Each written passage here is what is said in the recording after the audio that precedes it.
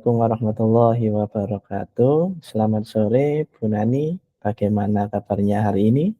Waalaikumsalam warahmatullahi wabarakatuh. Kabar saya alhamdulillah baik, Pak. Tetap semangat. Baik. Dalam sesi coach kita sore hari ini, langsung saja Bu nggih ke sesi tanya jawab. Iya, Pak. Siap. Baik untuk Bu Nani, sebelum kita mulai, bagaimana perasaan Bu Nani menjelang sesi coaching kali ini? Adakah hal khusus yang Bu Nani ingin diskusikan dan fokuskan? Sebenarnya saya bingung, Pak, menghadapi peserta didik saya itu. Nah, di kelas saya itu hanya terdiri 5 anak. Saya itu bingung untuk pengelompokannya 5 anak itu bagaimana pengelompokannya? Apakah jadi 2 atau jadi berapa? Nah, itu saya bingung. Terus ada salah satu peserta didik saya itu kemampuannya lebih tinggi dari teman-teman yang lain, itu susah untuk diajak berkelompok. Terus setelah itu, selain itu juga mereka ketika diberi tugas itu mengerjakan, tetapi mereka suka mengobrol. Jadi ada 2 anak itu yang sering ngobrol sendiri dan yang diobrolkan itu bukan masalah pelajaran, tapi masalah di luar materi pelajaran. Nah, sudah saya beritahu jangan ngobrol saja. Mereka berhenti sebentar, tapi kemudian tetap ngobrol lagi. Nah, itu yang ingin saya cari solusinya, Pak.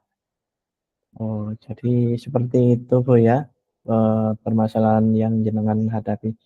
Jadi masalah yang dihadapi Bu Nani, yakni terkait peserta didik yang sering ngobrol di luar materi pembelajaran saat proses pembelajaran berlangsung ya Bu.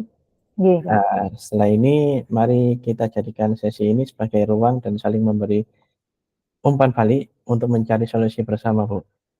Siap, Pak. Siap. Oke, langsung ke sesi tanya jawab nih Bu. Iya, Pak. Baik, jadi apa tujuan yang ingin Bu Nani capai dari sesi coaching kali ini? Yang saya inginkan itu tujuan pembelajaran di kelas saya itu bisa tercapai. Saya ingin melaksanakan pembelajaran sesuai dengan harapan saya, Pak. Jadi seperti mengerjakan anak-anak itu diberi tugas, diberi LKPD, diberi proyek, itu mereka bertanggung jawab. Mereka itu aktif untuk menyelesaikan tugasnya, bukan malah bercerita atau ngobrol di luar materi pembelajaran. Itu yang saya inginkan. Baik, terus apa definisi tujuan akhir yang Bu Nani inginkan? Tujuan akhir yang saya inginkan adalah melaksanakan pembelajaran yang menyenangkan sebenarnya dan juga berpihak pada mereka agar tujuan pembelajaran saya juga tercapai gitu, Pak. Oh, seperti itu ya Bu. Iya. Selanjutnya ukuran keberhasilan Bu Nani yang Anda inginkan dari sesi coaching ini yang seperti apa Bu? Ukuran keberhasilan menurut saya yaitu saya ingin pembelajaran di kelas saya itu siswanya itu aktif.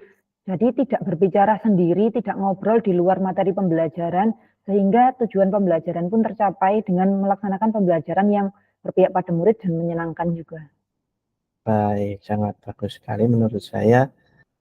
Setelah ini kita masuk ke tahap identifikasi. Iya, Kenapa dua murid Bu Nani itu sering bicara saja di luar materi pelajaran saat pembelajaran Bu Nani berlangsung? nah, mereka itu masih terbawa euforia Agustusan kemarin. Mereka masih senang gitu, Pak, bercerita tentang calon son-son yang dari luar daerah, dari Malang itu. Nah, dan juga di sekitar wilayah saya juga sudah men-DP untuk karnaval di tahun 2025. Jadi mereka masih terbawa euforia Agustusan dan mereka kan suka mendengarkan salon-salon gitu. Nah, Wow, terus mereka bercerita dan di luar materi pembelajaran. oh seperti itu ya Bu, saking semangatnya anak-anak ya. Ye, semangat. Baik, terus bagaimana Bu Nani menghadapi situasi seperti itu Bu?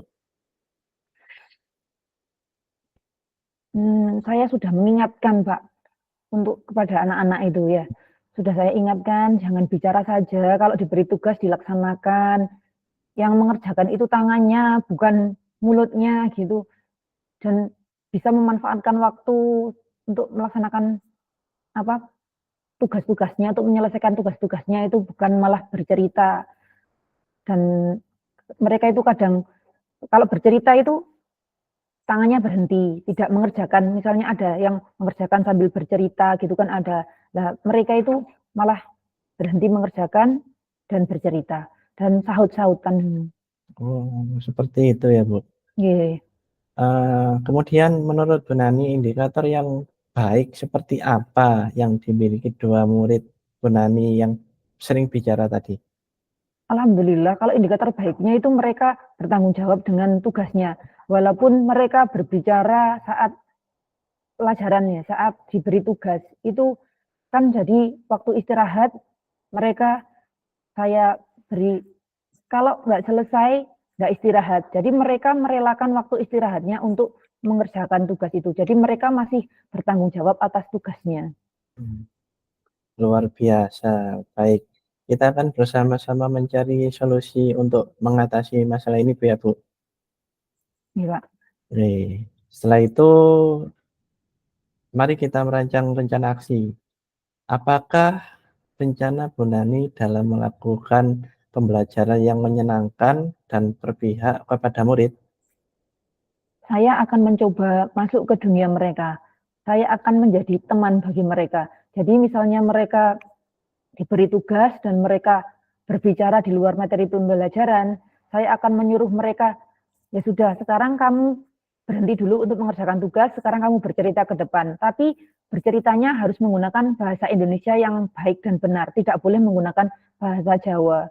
Nah, seperti itu, dan saya juga akan eh, mengajar mereka dengan cara berdiferensiasi, jadi melihat potensi anak-anak tersebut. Oh, seperti itu. Baik, bagus sekali Bu Nani. Nah, setelah itu tindak lanjut apakah yang akan Bu Nani lakukan? Tindak lanjut yang akan saya lakukan adalah mengelompokkan siswa tersebut menjadi 2 kelompok dan juga melaksanakan pembelajaran berdiferensiasi sesuai dengan minat dan bakat mereka. Oh, gitu, seperti itu ya. Nah, setelah itu bagaimana strategi yang ingin Bu Nani gunakan untuk mencapai tujuan pembelajaran tersebut, Bu? Strategi yang saya gunakan adalah lebih banyak menerapkan model-model pembelajaran yang lebih mengaktifkan siswa. Terus mengajak siswa untuk belajar sambil bermain. Juga membuat kesepakatan kelas dan mematuhinya. Jadi anak-anak sudah membuat kesepakatan kelas harus juga mematuhi. Terus memberi tugas kepada 2 anak yang tadi yang berbicara di luar materi pembelajaran tadi di depan kelas untuk berbicara dan menerapkan budaya positif di kelas. Baik, terdengar seperti langkah-langkah yang sangat baik sekali. Rencana aksi yang terstruktur dan fokus pada detail akan membantu Bu Nani mengatasi masalah tersebut dalam pembelajaran di kelas. Baik, Bu Nani. Sekarang mari kita masuk ke tahap tanggung jawab, Ibu. Ya, Pak. Apa komitmen Bu Nani terhadap rencana aksi yang sudah Bu Nani buat? Komitmen yang saya lakukan adalah memulai melaksanakan pembelajaran yang berpihak kepada murid dengan menjadikan kita sebagai teman belajar mereka. Nah, jadi kita sebagai teman dan bukan sebagai yang memerintah gitu. Terus tidak marah juga ketika mereka berbicara di luar materi pembelajaran. Nah, kebiasaan saya itu masih kalau misalnya tidak didengar itu saya marah gitu, Pak. Jadi saya akan Oh, menghilangkan kebiasaan tersebut dan mengajak mereka bertanggung jawab atas kesepakatan kelas yang telah dibuat, serta melaksanakan pembelajaran berdiferensiasi dengan menggunakan berbagai model pembelajaran yang dapat mengaktifkan siswa saya. baik. Kira-kira siapa dan apa yang dapat membantu Bu Nani dalam menjaga komitmen tersebut, Bu? Yang dapat membantu saya menjaga komitmen tersebut ya saya sendiri dan peserta didik dan juga ada rekan sejawat juga. Oke, bagus sekali.